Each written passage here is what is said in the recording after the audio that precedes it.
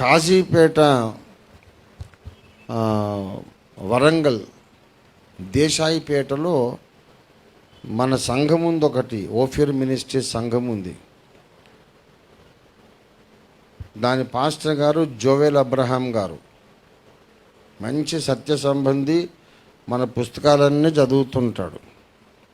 చదివిస్తుంటాడు. ఆ ఫ్యామిలీ మొత్తం సైనికులు. అలాగే మంగపేట దేవరాజు గారు కూడా వచ్చి నడిపిస్తారు. నీల్ ఆమ్స్ట్రాంగ్ గారు కూడా వెళ్తుంటారు.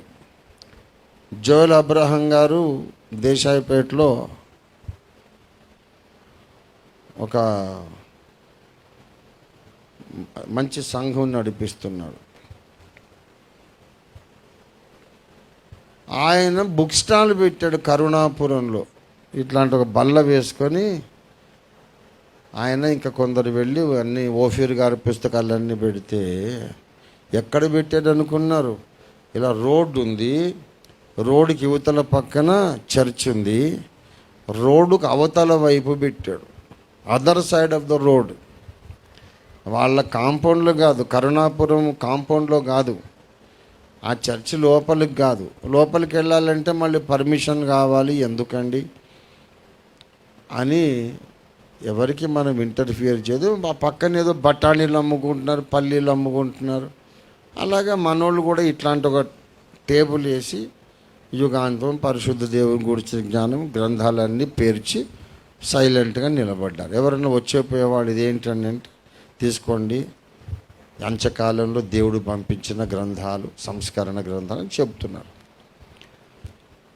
ఎక్కడి నుండి వచ్చి పడ్డారో 10 మంది పాస్టర్లు వచ్చి పడ్డారు. 10 మంది పాస్టర్లు వచ్చి పడ్డారు. అక్కడ ఒక జవాన్, ఒక పోలీసు, 2-3 పోలీసులు ఉంటే మరి వాళ్ళ చేతుల్లో కూడా ఏమైనా పెట్టారేమో తెలియదు. వాళ్ళు మా శత్రువులండి, మాకు ఇష్టం లేని ఓఫీర్ సాహిత్యం అమ్ముతున్నారు, ఇక్కడ అమ్మడానికి వీలు లేదని వాళ్ళను ఇక్కడ నుంచి, ఆ దుకాణం లేపేసేయాలి ఇక్కడ నుంచి అని ముందే పోలీసు వాళ్ళని మేనేజ్ చేసి తెచ్చుకున్నారు. ఏం అమ్ముతున్నావు ఇక్కడ, ఏం పుస్తకాలు, ఎవరివి, అమ్మొద్దు ఇక్కడ, ఎవరు అంటే నేనేమన్నాను సార్, సింపుల్గా మా గురువుగారి పుస్తకాలు పెట్టుకున్నాను, చూసి వెళుతున్నారు, ఇష్టమైన వాళ్ళు కొంటారు, లేకపోతే కొనరండి, బలవంతమేం లేదు కదా. అయినా ఇది ఈ చర్చ్ గ్రౌండ్ కాదు కదా, రోడ్డుకి యువతల వైపు ఉన్నాను కదా, మీకేం నష్టము అంటే, ఎక్కువ మాట్లాడుతున్నావు, నడు ముందు పోలీస్ స్టేషన్ నడు అంటారట. ఎందుకు రావాలి నేను పోలీస్ స్టేషన్కు? నేను ఏం తప్పు చేశానో చెప్పండి, అవన్నీ అక్కడ మాట్లాడదాం పద. 10 మంది పాస్టర్స్ వచ్చారు కలిసి కట్టగట్టుకొని, ఈ పుస్తకాలు ఇక్కడ అమ్మడానికి వీల్లేదు, అమ్మితే నేను లోపల పడేస్తాం. అక్కడ ఉండే పోలీస్ కానిస్టేబుల్స్ కూడా వాళ్ళ వైపే మాట్లాడుతున్నారు. మేనేజ్ చేశారేమో, లేకుంటే పరిచయాలు ఉండొచ్చు. మేనేజ్ చేయకపోయినా మా ఊరోళ్ళు కదా అని పరిచయం ఉండొచ్చు. వాళ్ళకేం తెలుసు పాపం, ఏదో చాలా చెడ్డ గ్రంథాలు, దుర్బోధలు, సమాజాన్ని పాడు చేసే గ్రంథాలని వాళ్ళకి ఏం చెప్పారో వాళ్ళకి తెలియదు కదా, నమ్మేశారు. సరే మనోడు ఒక్కడు, వాళ్ళు 10 మంది, మళ్ళీ పోలీసులు, ఆఖరికి ఇంకా కొంతమంది విశ్వాసులు వచ్చారు. మొత్తం మీద అక్కడ పుస్తకాలు అమ్మనివ్వలేదు. ఇది ఒక చిన్న నమూనా, మచ్చుతునక సమాజములో ఇలాంటి వాతావరణం నెలకొని ఉంది. పైకి కనబడరు, పైన చెప్పుకోరు. అమ్మ మీరేం అనుకోవద్దు, మిమ్మల్ని ఏమంటలే, నేను మీరు ఎదుర్కొన్న అనుభవాన్ని గురించి చెప్తున్నా, మీకు ఎదురైన అనుభవం. అమ్మ నా దగ్గరికి ప్రార్థనకు వస్తుందని ఒక కుమార్తె అడిగిందంట.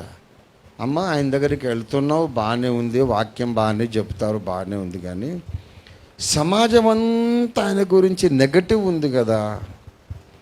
ఆయనకి 2 భార్యలని, దుర్బోధకుడు. నాకు ఎంతమంది భార్యలండి మీరు ఏరి ఉన్నారా? ఆయన కనపడలే, జీవన్ని కనపడరా? ఒక్కతైనా లేక నేను బాధపడుతుంటే ఇద్దరు అని ఒకడు, ఐదుగురు అని ఒకడు, ఇష్టమే ఇష్టం. ఏదో ముసలోనే మరి ఉంటే ఒకదానన్నది ఏంటయ్యా, ఐదుగురు ఇద్దరు ముగ్గురు అంటున్నారు కదా. ఈ ముసలితనంలో కనీసం కాళ్ళు పిసుకడానికన్నా ఉంటే తీసుకురండి ఒకదాన్ని.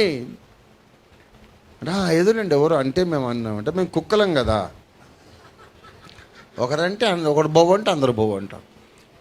ప్రచారం చేసి చేసి చేసి సమాజం నిండా నింపేశారు. ఓఫీర్ అంటే బ్యాడ్, ఓఫీర్ అంటే బ్యాడ్, ఓఫీర్ అంటే బ్యాడ్.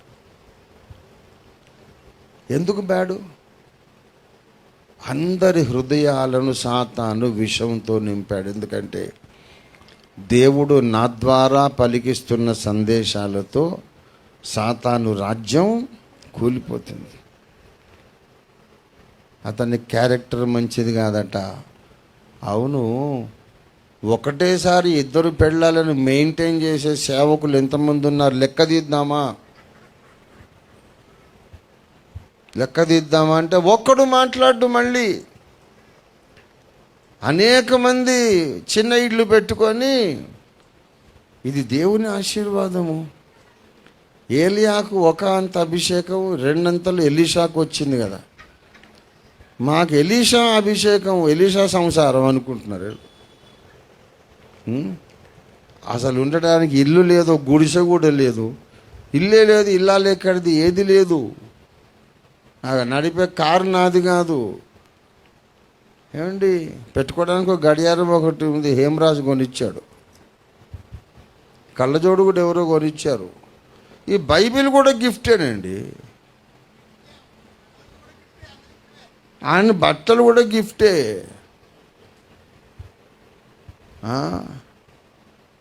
బట్టలు కూడా గిఫ్టే. మరి నాకేముంది? ఏం లేను నన్ను పట్టుకొని ఇన్ని రకాలుగా నిందా ప్రచారం చేస్తున్నారు. మన అగాపే సంఘంలో సీనియర్ సేవకుడు ఒక ఆయన చెప్పాడు. ఆయన పేరు ఊరు నేను చెప్పను.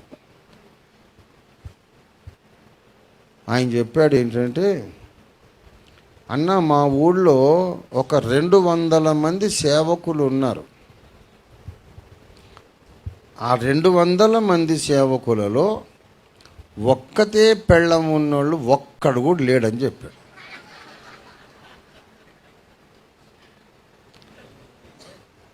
నేను నీకు చూపిస్తా, ఇదిగో ఈమె ఫస్ట్, ఈమె సెకండ్, ఈమె ఫస్ట్.